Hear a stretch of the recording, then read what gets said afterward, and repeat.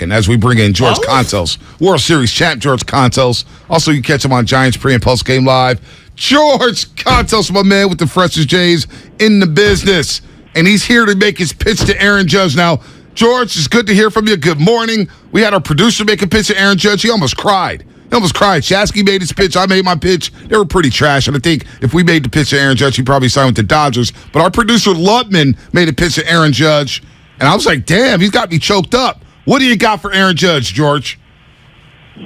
Well, I'll tell you what, before I make my pitch, I was teammates with Aaron Judge. My last skit with the in the big leagues was with the Yankees. Right. And it was 2018. I walked into the training room with the Yankees in August, and Aaron Judge is sitting there, walked up, introduced myself, and he goes, I know who you are. He goes, I was watching you guys when I was growing up. And I was like, damn, Aaron, I'm not that old. Why are you making me feel that old? But, being a kid from Fresno State, growing up in Linden, just outside of the Bay Area, San Francisco, Rich Aurelia, Buster Posey, guys that he looked up to, they'd roll. The Giants have said you're going to roll out the red carpet for a superstar. And the Giants have had a superstar in their lineup on their squad for 30 years. And Aaron Judge needs to be that next superstar. He wants to be.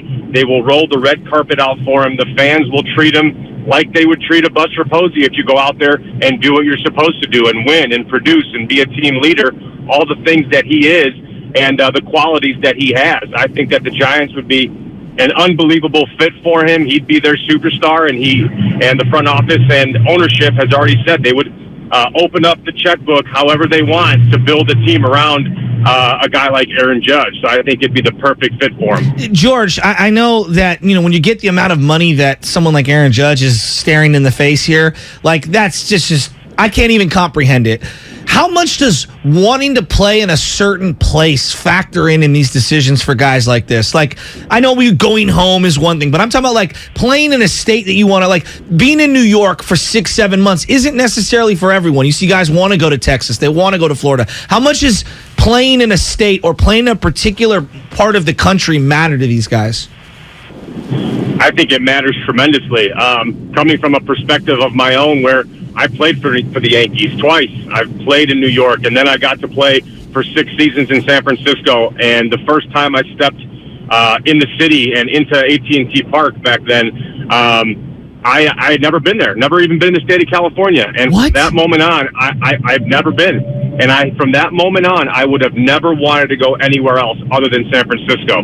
And I think when you're in a position like Aaron Judge is, who turned down an extension, went and bet on himself, and then had one of the greatest years in the history of the game of baseball, set the AL home run record. I think you can turn down a few zeros if you were inclined to do so, to go play in a place that you really want to be at. And I think he increased his value by north of $100 million from the extension that the Yankees offered him. So either way, he'd be in a great situation, but I know that deep down he would love to play for his hometown team. That would be sick. Wow. And then who are you bringing alongside Aaron Judge? Because there's some other prominent free agents. Yeah, who do you Trey like? Turner, Jose Abreu. We got Rodon, who just opted out. You got Jacob deGrom, who's probably opting out, and he's going to be a free agent. Who else you looking at, George? I'll tell you what, you just named a lot of the names that were on my list. I think that with what Carlos Rodon did last year, that guy loves the Bay Area. He found a home in the East Bay. I know that his family likes it there. I think that with what he's proven that he can stay healthy and what he can do, that guy can carry a team on his back with 2 pitches when he gets hot, which he was for the majority of last season. When you're talking about shortstops, there's a lot of them I like. But here's my biased view: is you got a guy who's the all-time leading games played at shortstop with 1 year left on his deal, and I'm a loyal guy to my guy Beecroft. So I think whoever you sign, you're going to have to maybe convince them or work with them that they might have to play another position some of the time for 1 year before they insert them directly into shortstop. But what's not to love about a guy like Trey Turner, man? I mean, I watched that John Hamm narrated video, and I liked it, and all of it was in Dodger blue. And I can't say Dodger blue. I got another one for you, George. Shohei Ohtani's going to be a free agent next offseason. But if you're the Giants, and you know the Angels will shop at Shohei Ohtani, is Ohtani worth the 1 year for the prospect that you've been building up? Kyle Harrison, Luciano, whoever it is. Is that worth a Shohei Ohtani for 1 year and just to have the rights to maybe re-sign him while he's wearing your uniform?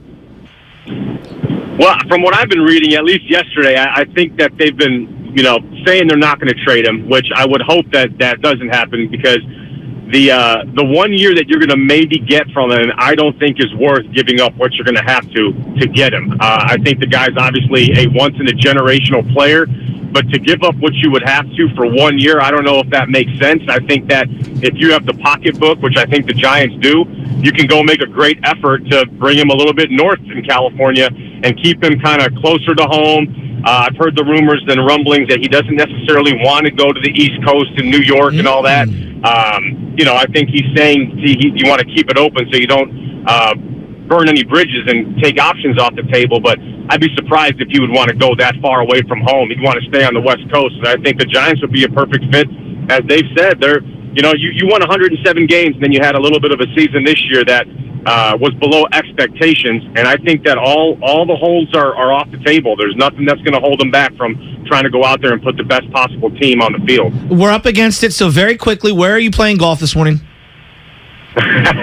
Well, it's 73 degrees in Chicago, which is very abnormal for November, whatever it is, 10th today. I'm going up to the golf club. Going to have one more good day of golf before I have to start making my way back to Cali just to play some good golf. Let's go. I love it. George, we can't wait to get you back out here in the Bay Area. We'll do it again soon. Thanks for stopping by, man.